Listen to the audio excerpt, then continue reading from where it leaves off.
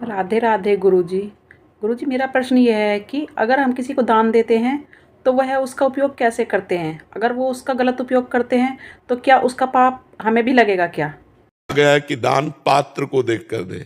कुछ दान होते हैं जिसमें पात्रता नहीं देखी जाती। जैसे कोई प्यासा है, अब कौन है हमें कोई मतलब नहीं, पानी पिला देना है।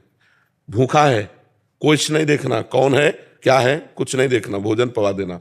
कोई ठंडी में कांप रहा है, कुछ नहीं देखना, उसे वस्त्र दे दो।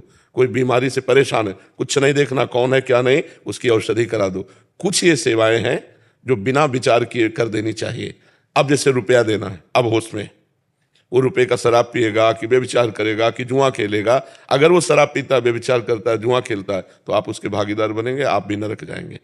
और अगर वो धन आपका भगवान की सेवा में, संत सेवा में, अच्छे कार्यों में लगा तो आपकी उन्नति होगी। हम दान इसीलिए देते हैं कि हमारा मंगल हो, तो रुपया बहुत होश से देना चाहिए। भोजन, औषधि, वस्त्र, जल हम किसी को भी दे सकते हैं, लेकिन रुपया जब देने की बात हो तब समझ जाना चाहिए कि अब हम देखें पात्र है कि नहीं, हमारे रुपये का सदुपयोग होगा कि नहीं होगा। हमें भोजन दे देना है, वस्त्र दे देना, उसको औषधि दे देना है, जल दे देना है, लेकिन रुपया देने में हमें थोड़ा विवेक की जरूरत है। हमारे रुपये का सदुपयोग होगा या दुरुपयोग, ये हम पहले जान लें तब हम रुपया दें।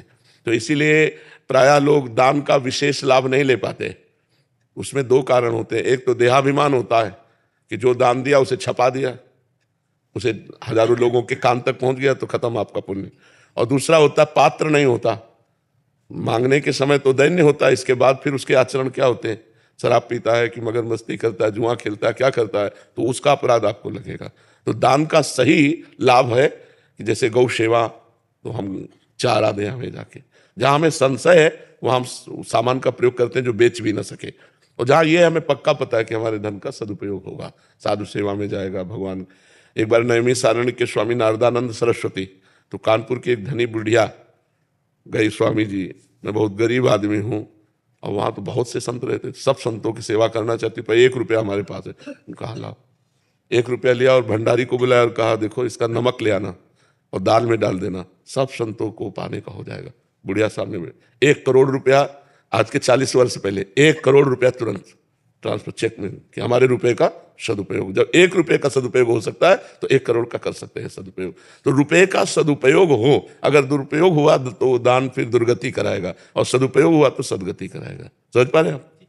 किशन जी, प्रिया जी, महाराज जी, इनका भी एक ऐसा प्रश्न है कि महाराज जी जो हम दान पुण्य या पूजा व्रत आदि करते हैं, अच्छे कर्म करते हैं, तो जैसे पति ने किया तो पत्नी और बच्चों को, या पत्नी ने किया तो पति और बच्चों को भी उसका भाग्य बिल्कुल मिलता है? बिल्कुल बिल्कुल बिल्कुल बिल्कुल प्राप्त होगा। अगर पति कत्ल करता है, जेल जाता है, तो बच्चे पत्नी दुखी होते हैं नहीं होते, उनकी व्यवस्था भंग हो जाती है नहीं। अगर पति 1 लाख रुपया कमा के लाता है तो बच्चे और पत्नी को मिलता है ना। ऐसे ही शुभ अशुभ कर्म से पूरा नाता जुड़ा हुआ होता है। हाँ, जन्म मृत्यु चक्र में फिर अपना अपना हिसाब चलता है। मान लो एक सरकारी आदमी है, उसको जो सुविधाएं मिलती हैं तो उसके परिवार को भी तो भोगने को मिलते हैं। बोले अमुक ऑफिसर के माता पिता फ्री ट्रेन में चल सकते हैं, ऐसा है नहीं, तो उस कर्म का उसका फल मिल रहा है कि नहीं मिल रहा है। अगर आपका शरीर छूट जाता है तो जीवन भर आपकी पत्नी को पेंशन मिलेगी, आपके पुत्रों को सहयोग मिलेगा सरकार का, तो कर्मों का मिलता है हिसाब किताब, वो सब संयोग बनता है। लेकिन भगवान की प्राप्ति स्वयं से होगी, इसके लिए स्वयं भजन करना होगा। दान पुण्य से भगवान की प्राप्ति होती नहीं है। दान पुण्य एक अलग शुभ कर्म है, पाप अलग अशुभ कर्म है, जिसका दुख और सुख परिणाम है। और जो भजन है ये भगवान की प्राप्ति कराता है, ये आनंद की प्राप्ति कराता है, ये अखंड प्रसन्नता प्रदान करता है। इसलिए हम सबको कहते हैं